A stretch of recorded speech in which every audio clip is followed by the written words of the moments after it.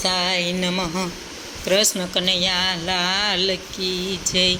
ભાગવત ભગવાનની જય. સ્કંદ ત્રીજો.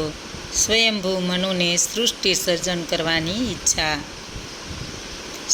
સ્વયંભૂ મનુને સૃષ્ટિ સર્જન કરવાની ઈચ્છા થઈ ત્યારે અકસ્માત જળમાં ડૂબેલી પૃથ્વીનો ઉદ્ધાર કરવાની ઉત્પન્ન થયેલા આદિવરાથી હિરણ્યાક્ષ દૈત્યનો વધ થયો. એ હવે કહેવાશે. સુખદેવજી કહે, હે પરીક્ષિત રાજન, આમ કહીને મૈત્રેય મુનિવરની પાવન વાણી સુણીને ભગવાનની કથામાં આદર ધરાવતા વિદુરજી બોલ્યા, હે મુનિવર, બ્રહ્મદેવના પ્રિય પુત્ર સમ્રાટ સ્વયંભૂ મનુને પત્ની શત્રુપાને શું કર્યું તે આદિ રાજાના ચરિત્ર હું સાંભળવા ઈચ્છું છું. કારણ કે તે ભગવાનના અનન્ય ભક્ત હતા. પરિશ્રમિત પુરુષોના શાસ્ત્ર અધ્યયન વગેરેનો એ જે ઉત્તર અર્થ વિદ્વાનોએ વખાણ્યો છે કે તેમણે જેમના અંતરમાં ભગવાનનું ચરણકમળ હોય તેવા ભક્તોના જ ગુણોનું શ્રવણ કરવું.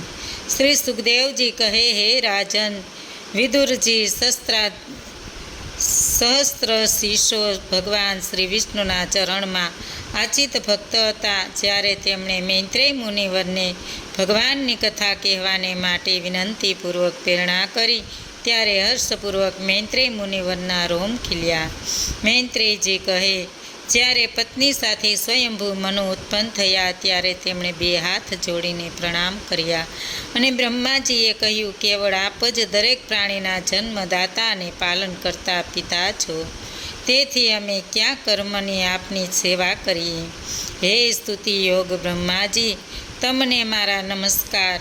અંતરમાંથી થઈ શકે તેવા કર્મો કરીને આ લોકમાં મારી યશ કીર્તિ પ્રસરે અને પરલોકમાં સદગતિ થાય તેવું અમારું કર્તવ્ય કહો.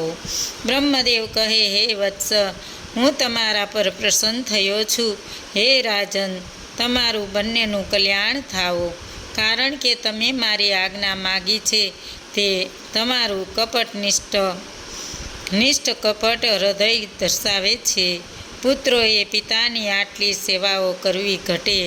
પુત્રોએ પ્રમાદને મત્સ્ય રહિત થઈને યથાશક્તિ પિતાની આશા માનપૂર્વક માનવી.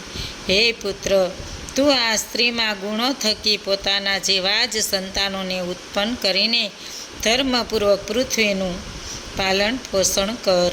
યજ્ઞો કરીને શ્રી વિષ્ણુ ભગવાનનું પૂજન કર. તેથી ભગવાન હર્ષિકેશ પર તમારા પર પ્રસન્ન થશે. જેના પર જનાર્દન ભગવાન પ્રસન્ન થયા નથી તેમનો પરિશ્રમ વ્યર્થ થાય છે, કેમ કે તેમણે આત્માનો આદર કર્યો જ નથી. ભાવાર્થ એ કે જો ભગવાન અપ્રસન્ન રહે તો કોઈ પ્રકારના સ્વાર્થની સિદ્ધિ મળતી નથી. કારણ કે ભગવાન જ સૌના આત્મા છે. સ્વયંભૂ મનુ કહે, હે પાપનાશક પ્રભુ, હું તમારી આજ્ઞાધીન જ રહીશ, પણ પ્રજાઓ અને મારે માટે અહીં કોઈ સ્થાનની આજ્ઞા કરો કે સર્વ પ્રાણીઓનું નિવાસ સ્થાન પૃથ્વી તો આ જળમાં ડૂબેલી છે. એ પૃથ્વી માતાનો ઉદ્ધાર કરવાનો પ્રયાસ તમે કરો. મૈત્રેય મુનિવર કહે, પછી બ્રહ્માજીએ પૃથ્વીને જળમાં ડૂબેલી જોઈને દીર્ઘકાળ પર્યંત વિચાર્યું, હું એ પૃથ્વીને જળમાંથી સી રીતે બહાર કાઢીશ. હું સૃષ્ટિ સર્જન કરતો હતો ત્યારે જળે ડૂબાલેલી પૃથ્વી શેક રસાતાળમાં ચાલી ગઈ છે, તો ભગવાનને સૃષ્ટિ રચનામાં જોડેલા અમારે આ વિશે શું કરવું. જેમના હૃદયમાંથી હું થયો છું તે પ્રભુ જ તેને મેળવી આપે. હું નિર્દોષ વિદુર બ્રહ્મદેવ આમ વિચારતા હતા ત્યાં તો તેમના નાકના છિદ્રમાંથી એક ભૂંડનું બચ્ચું નીકળ્યું. પ્રથમ તે અંગૂઠા જેવડું જણાયું અને પછી પડવારમાં તો તે આકાશમાં જઈને હાથી જેવું થઈ ગયું.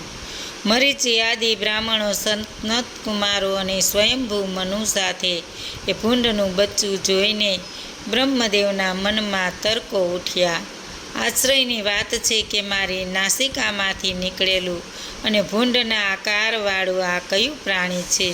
નાકમાંથી નીકળ્યું ત્યારે તો તે અંગૂઠા જેવડું જ હતું અને પળવારમાં પર્વતશિલા જેવડું વધ્યું. શું મારા મનને ખેત ઉપજાવતા એ ભગવાન યજ્ઞમૂર્તિ છે? બ્રહ્માજી પુત્રો સાથે ઉપર પ્રમાણે વિચારતા હતા તેટલામાં તો પર્વત જેવડા તે ભગવાન યજ્ઞ પુરુષે મોટી ગર્જના કરી. 10 દિશાઓએ ગર્જનાથી ગાજી ઉઠી. શ્રીહરિએ બ્રહ્માજી તથા સર્વશ્રેષ્ઠ બ્રાહ્મણોને આનંદ ઉપજાવ્યો. જન તપ અને સત્યલોકમાં વસવાટ કરનાર તે મુનિઓ તે ભૂંડની ગર્જના સાંભળીને 3 પવિત્ર વેદો વડે તેમની સ્તુતિ કરી રહ્યા. વેદો પણ જેમની સ્તુતિ કરે છે એવા હે તે વરાહમૂર્તિ પ્રભુ પોતાના ગુણાનુવાદવાળા વેદ વચનો સાંભળીને દેવોના ઉદય અર્થે પુનઃ ગર્જના કરીને કોઈ મહાહાથી જેવી લીલા કરતા જળમાં બેઠા. તે વખતે જેમણે પૂંછડું ઊંચું કર્યું હતું, આકાશમાં ગતિ કરતા કઠોર દેહવાળા, પોતાની ખાંધ પરના વાળને ધૂણાવતા દ્રષ્ટિરૂપ પ્રકાશવાળા તે પૃથ્વીનો ઉદ્ધાર કરનાર વરાહ ભગવાન શોભી રહ્યા હતા. પછી વરાહ ભગવાનને જળ પ્રવેશ કર્યો. એ વ્રજમય ભગવાનના જળ પ્રવેશના વેગથી સમુદ્રનો મધ્ય ભાગ ચીરાઈ ગયો અને તેથી જાણે સમુદ્ર પીડિત થયો હોય તેમ મહાતરંગો રૂપી પોતાની ભુજાઓ વિશાળ બનાવીને બુમરાણ કરતો હતો.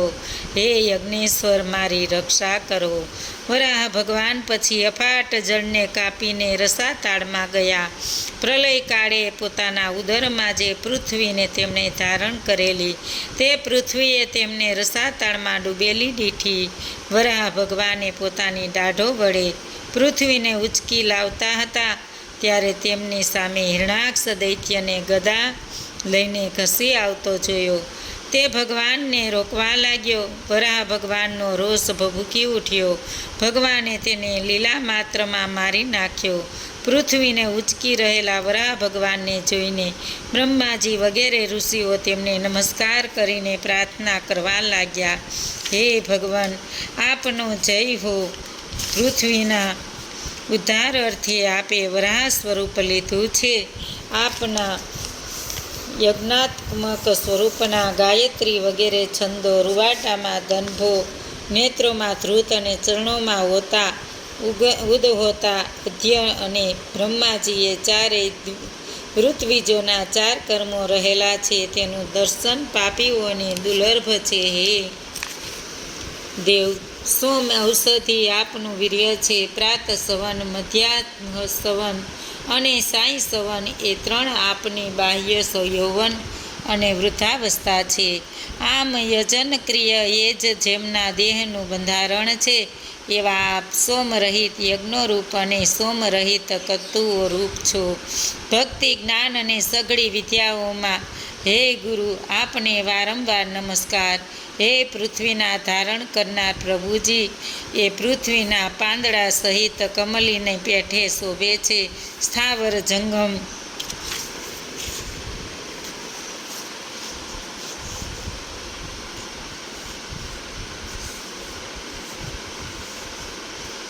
સ્થાવર જંગમને વસવાના સ્થાન માટે સૌના પિતા પોતાની પત્ની રૂપ અને તેની સૌની માતા રૂપ આ પૃથ્વીને સુપરે સ્થાપી દો.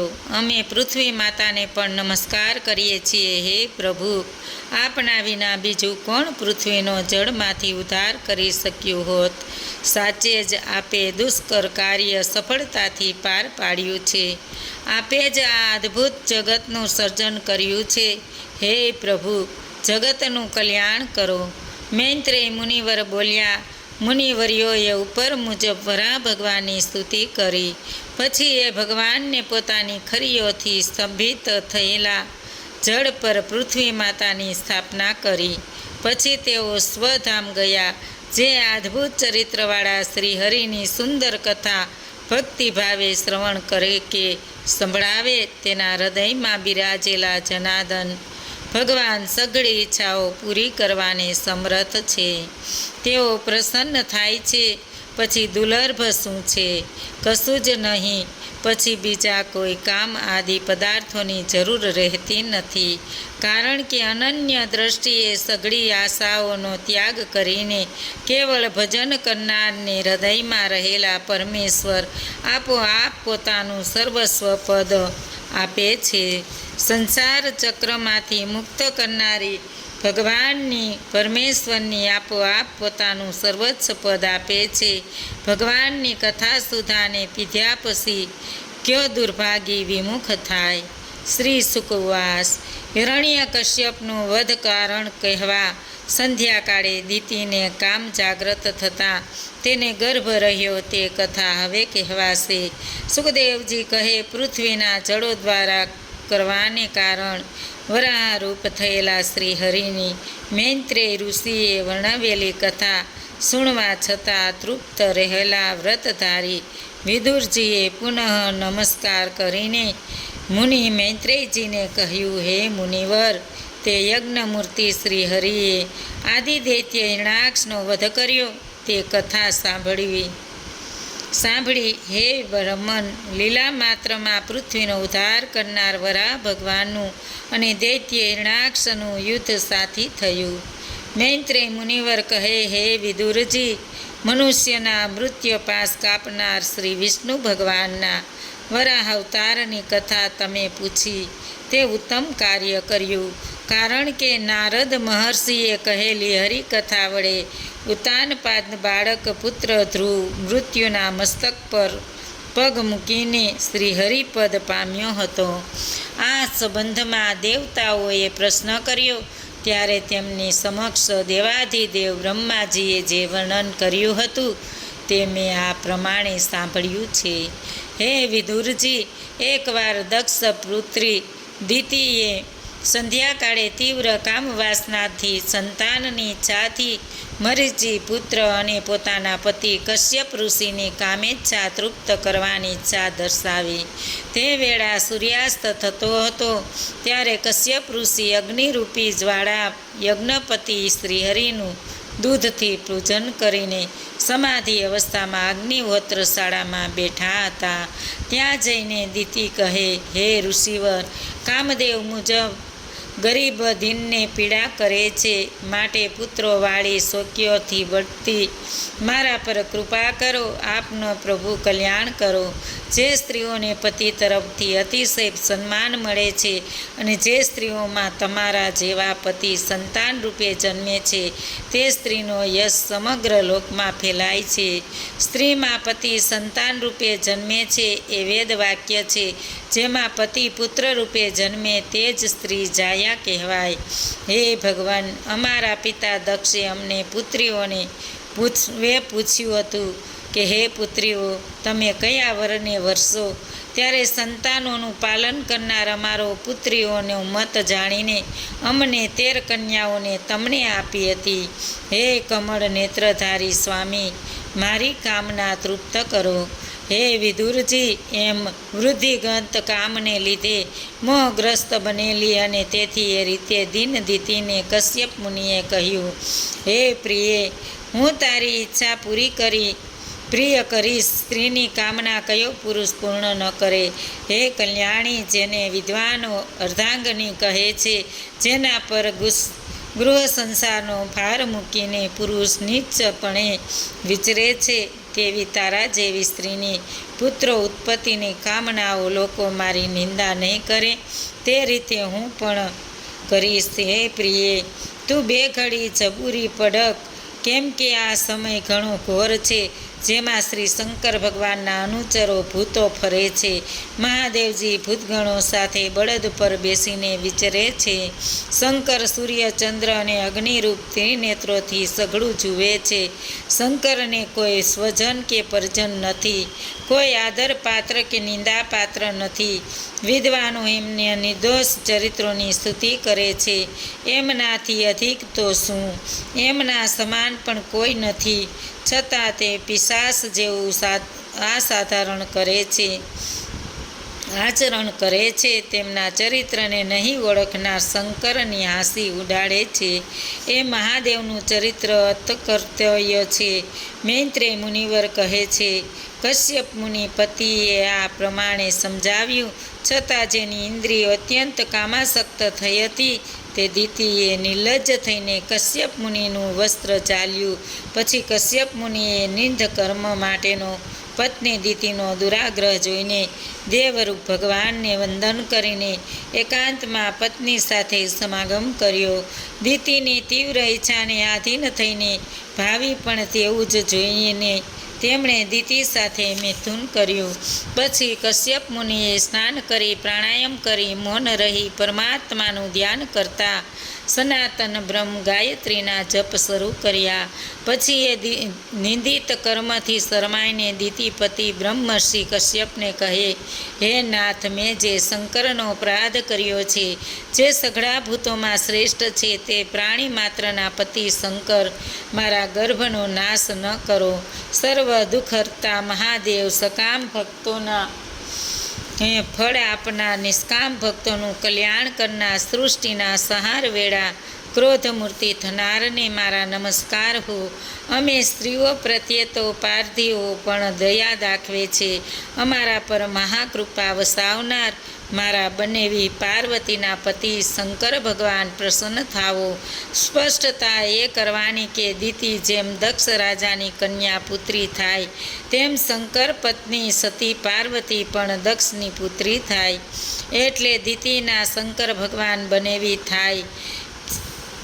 મૈત્રેય મુનિ કહે, આમ પોતાના સંતાનનું બને લોકમાં કલ્યાણ ઈચ્છતી અને ભયના માર્ગે ધ્રુજતી પત્ની દિતિને સંધ્યાવદનથી નિવૃત્તિ થયેલા પ્રજાપતિ કશ્યપ કહે છે, હે અમંગળ કલ્યાણી, તારું મન અપવિત્ર હોય સંધ્યા સમયરૂપી દોષથી મારી આજ્ઞા પાલન નહીં કરવાથી રુદ્રદેવના અનુચરોને તે મહા અપરાધ કર્યો. તેથી તારા ઉદરમાં રહેલા 2 પુત્રો અત્યંત નીચ અને અમંગળકારી થશે. લોકપાલો સહિત તે બંને ત્રિલોકને રડાવશે. તે નિર્દોષ દીન પ્રાણીઓનો નાશ કરશે. સ્ત્રીઓનું પતિવ્રત ભંગ કરીને ધર્મ ભ્રષ્ટ કરશે. તેથી તેમના પર મહાત્માઓનો ક્રોધ ઉતરશે. તે વેળા વિશ્વેશ્વર પ્રભુ અત્યંત કોપાયમાન થશે અને અવતાર લઈને તારા એ બંને પુત્રોનો નાશ કરશે. દિતિ કહે, સુદર્શન ચક્રથી શોભિતું શ્રી વિષ્ણુ ભગવાનથી મારા પુત્રનો નાશ તો ઈચ્છું છું, પરંતુ હે ભગવાન, કોપિત બ્રાહ્મણથી મારા સંતાનોનો નાશ ના થાય. કેમ કે બ્રાહ્મણોના શ્રાપરૂપી દંડથી બળેલો તથા જીવ માત્રને ભય દેનાર મનુષ્ય જે યોનિમાં જાય છે ત્યાં તેના પર નારકી જીવો સુદ્ધા કૃપા કરતા નથી. કશ્યપ બ્રહ્મર્ષિ કહે, તે કરેલા અપરાધના શોકથી તને પશ્ચાતાપને યોગાનો વિચાર આવે છે. વળી તને શંકર ભગવાન પ્રત્યે સન્માન લાગણી છે. મારા વિશે તને ભક્તિ છે. તેથી તારા પુત્રોનો એક પુત્ર જા સત્પુરુષોને માન્ય થશે. ભગવાનના પર યશ પેઠે લોકો તેના યશોગાન કરશે. તારા એ પુત્રના ચરિત્રને સત્પુરુષો શુદ્ધ કરશે. એક ભગવાન સત્ય છે એવી તારી પુત્રની અનન્ય દ્રષ્ટિથી ભગવાન પ્રસન્ન થશે. તારો પુત્ર ભગવાનને અનન્ય ભક્ત થશે, મહાપુરુષ મહાત્મા થશે. તે પોતાના શુદ્ધ પવિત્ર અંતકરણમાં શ્રી વિષ્ણુ ભગવાનને સ્થાપીને દેહાધિમાન ત્યાગ કરશે. શીલવાન, અનન્ય દુઃખી શત્રુ રહિત અને ચંદ્રની જેવી સૃષ્ટિના શોકનો નાશ કરશે. સુદર્શન ચક્રધારી લક્ષ્મીપતિ શ્રી હરિ તારા એ પુત્રના દર્શન થશે. મૈત્રેય મુનિવર કહે, પોતાનો એક પુત્ર ભગવાનનો અનન્ય ભક્ત થશે. એ કશ્યપ વાક્ય સાંભળીને અને બંને પુત્રોનો ભગવાનથી નાશ થશે અને તેમને આ લોકમાંથી કીર્તિ મળશે. પરલોકમાં તેમની સદગતિ થશે. તે જાણીને દિતિનું હૃદય અત્યંત પુલકિત થયું. બોલો કૃષ્ણ કનૈયા લાલ કી જય. પૂર્ણ પુરુષોત્તમ ભગવાનની જય. ભાગવત ભગવાનની જય. આજનું ભાવપુષ્પ શ્રી કૃષ્ણ.